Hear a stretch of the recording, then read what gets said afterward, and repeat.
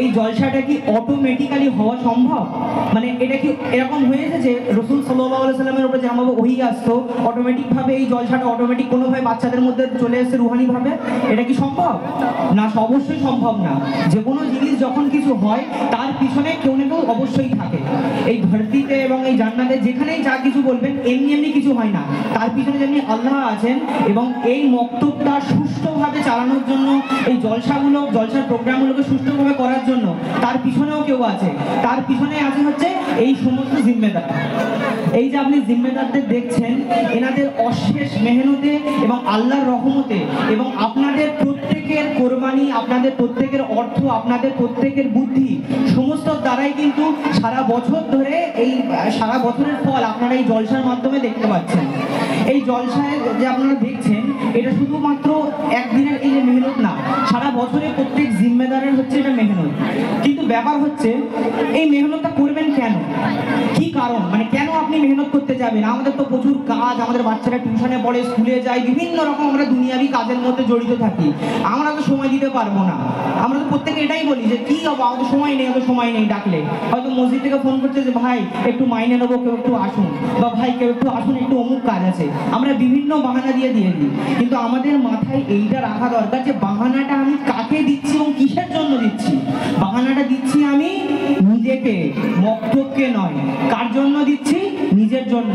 ঠকাচ্ছি কাকে? নিজেকে। কেন এই কথাটা বললাম? মক্তব হচ্ছে দিন শিক্ষার জায়গা। দিন শিক্ষা কার জন্য? সেই মহান আল্লাহ রব্বুল আলামিন যে কোরআন পাঠিয়েছেন, সেই কোরআন পাঠানোটা হচ্ছে কোরআনকে শেখার জন্য। আপনি সেই কাজের জন্য অবহেলিত করছেন। একটা রসুলের একটা হাদিসে রসুল সাল্লাল্লাহু আলাইহি ওয়াসাল্লাম একটা খুব দামি কথা বলেছেন। আমরা সবসময় এই দিন এবং এই দুনিয়া নিয়ে খুব ব্যস্ত থাকি, কিন্তু অবশ্যই জানা দরকার। বাবুরা একটু চুপ করো, একটু চুপ করো, একটু চুপ করো সবাই।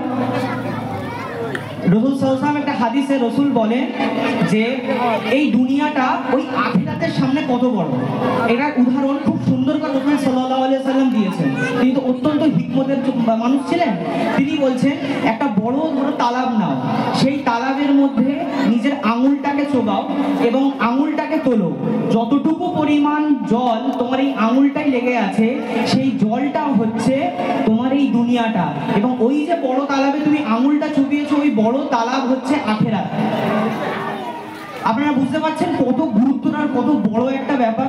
এই দুনিয়াটা হচ্ছে আঙুলে লেগে থাকা জলের মতো এবং আখিরাতটা হচ্ছে বড় তালাবের মতো। এটা শুধু উদাহরণস্বরূপ বলেছে, আখিরাত ওর থেকে বহুত বড়, যার কোনো শেষ নেই।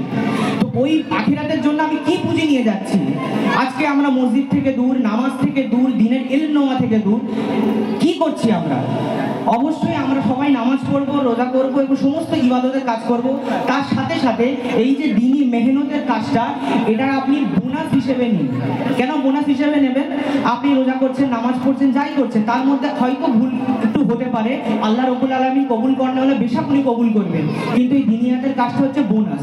বোনাস মানে হচ্ছে আপনি একটা কোনো মেন রোজগার করেন এবং সেই রোজগারের সাথে সাথে যদি সাইডের একটা কিছু রোজগার হয়, বেশ ভালো লাগে, জীবনটা খুব সুন্দরভাবে চলে। অত বড় আখিরাতের জন্য আমি কি রোজগার করছি? দিনিয়াতের কাজ যখন আপনি করছেন, এই কাজটা হচ্ছে আপনার কাছে বোনাস স্বরূপ কাজ। যেমনি তার উদাহরণস্বরূপ একটা কথা বলা খুব ভালো। বোনাস হচ্ছে দিনের কাজ হচ্ছে সাদগায়ে জারিয়া। সাদগায়ে জারিয়া কি? সাদগায়ে জারিয়া হচ্ছে আপনি এমন কোনো কাজ করলেন যেটা মৃত্যুর পরেও, মানে মানুষ যখন কবরে চলে যায় তার তো সমস্ত আমল বন্ধ হয়ে যায়, কিন্তু মাত্র 3টে আমলের জায়গা খোলা থাকে।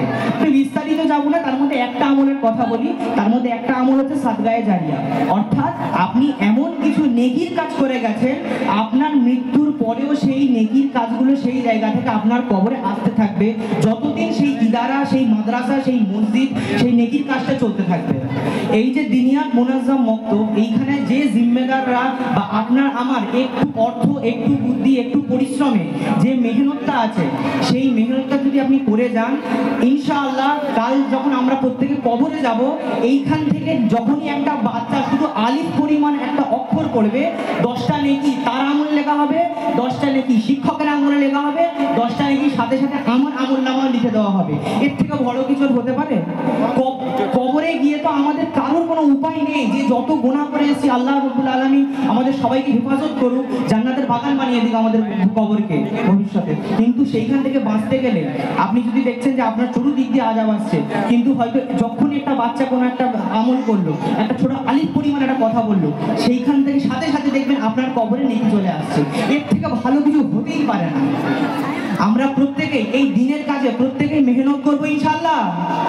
জোরে বলুন, একটু জোরে বলি ইনশাআল্লাহ।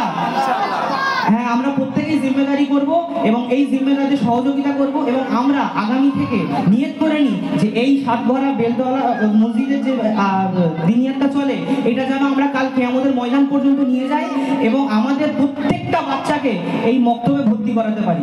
শুধু তাই নয়, যারা বড়রা আমরা আছি তাদেরও পড়ার এখানে সুযোগ আছে, বালিগান ব্যাচ। আমরা যদি চাই আমরা সেই বালিগান ব্যাচেও ভর্তি হব এবং যেই সমস্ত মানুষরা আমরা জিম্মেদার হতে চাই, এই দিনের কাজে একটুখানি খেদমত করতে চাই, যার পরিমাণে আল্লাহ বিশাল বিশাল নেকি রেখেছে, সেই দিনের কাজটাকে অবশ্যই আমরা এসে করি এবং আমরা আমাদের নামগুলো লিখিয়ে দিই যদি একটু জিম্মেদার হতে চাই। একটা কথা বলা অবশ্যই দরকার, আমার এই কথাটা হচ্ছে প্রত্যেকের জন্য বলছি, কিন্তু খাস করে যারা নওজওয়ান ভাই আছে আমরা। কেন নওজওয়ান ভাই? কেন নওজওয়ান ভাই এই জন্য বলছি, কাল কিয়ামতের ময়দানে আমরা প্রত্যেকে জানি আল্লাহ 5টা প্রশ্ন প্রত্যেক ব্যক্তিকে করবে এবং সেই 5টা প্রশ্নের উত্তর যতক্ষণ পর্যন্ত না সে দেবে সে পার হবে না। সে আলেম হোক, প্রত্যেক কোনো বড় লোক হোক, কোনো গরিব লোক হোক, প্রত্যেক মানুষকে 5টা প্রশ্নের উত্তর দিতে হবে। সেই 5টা প্রশ্নের মধ্যে একটি প্রশ্ন এটা হলো যে নিজের জওয়ানি বয়সটা কোথায় লাগিয়েছিলে। আল্লাহ কিন্তু একবারও বলবে না যে শৈশব কোথায় লাগিয়েছিলে, আল্লাহ একবারও বলবে না যে বার্ধক্য কোথায় লাগিয়েছিলে। আল্লাহ বলবে তোমার নওজওয়ানির যে বয়সটা সেইটা কোথায় লাগিয়েছিলে। কারণ নওজওয়ানের বয়সটা অত্যন্ত গুরুত্বর একটা বয়স, এইটাই মেহনত করার বয়স। এমনি আমাদের মুরব্বীদের কথা আছে যে জওয়ানি বয়সটাকে অযথা এমনি বৃথা করে দিও না, সেটাকে কাজে লাগাও। তো আমরা নওজওয়ানদের কাছে আমার এই বার্তাটা যে আমরা আসি, এসে দিনের মতো সাদগায়ে জারিয়ার মতো কাজে অংশগ্রহণ করি। আমরা আসবো ইনশাআল্লাহ সবাই, ইনশাআল্লাহ।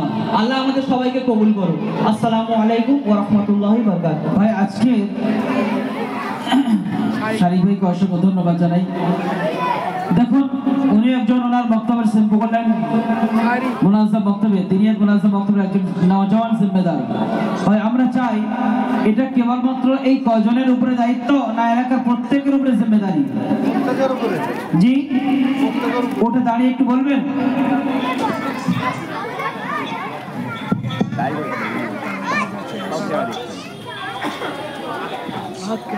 এতক্ষণ আপনি তো আমাদের প্রোগ্রাম শুনেছেন ছোট্ট ছোট বাচ্চাদের, আপনি কিছু অভিমত পেশ করতে চান? যদি পেশ করতে চান, যা কিছু দেখেছেন তো একটু ব্যক্ত করুন। আলহামদুলিল্লাহ, আমার তো খুবই ভালো লেগেছে। এটা যদি আর আমাদের মুরব্বী যারা এই দুনিয়াতে যারা রয়েছে ছেলেরা, তারা যদি আরো মজবুত হয়, আমরাও তার সহযোগিতা করি, ইনশাআল্লাহ আমাদের বাচ্চারা আরো উন্নত করবে। জি চাচাজি, এক মিনিট। চাচাজি খুবই গুরুত্বপূর্ণ একটা কথা বলেছে। ভাই নওজওয়ানরা কাজ করবে কাদের মাশওয়ারাতে? মুরব্বীদের মাশওয়ারাতে। আর মুরব্বী ভাইরা যদি আগে আসে, ইনশাআল্লাহ এলাকার সমাজে পরিবর্তন হবে কি হবে না? আলহামদুলিল্লাহ হবে ইনশাআল্লাহ।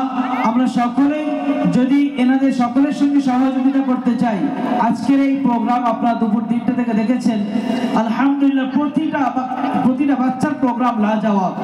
আলহামদুলিল্লাহ প্রতিটা ওয়ালিদাইনকে, প্রতিটা মা বাবাকে অসংখ্য ধন্যবাদ জানাই যে সন্তানদের জন্য সঠিক সিদ্ধান্ত নেওয়ার জন্য।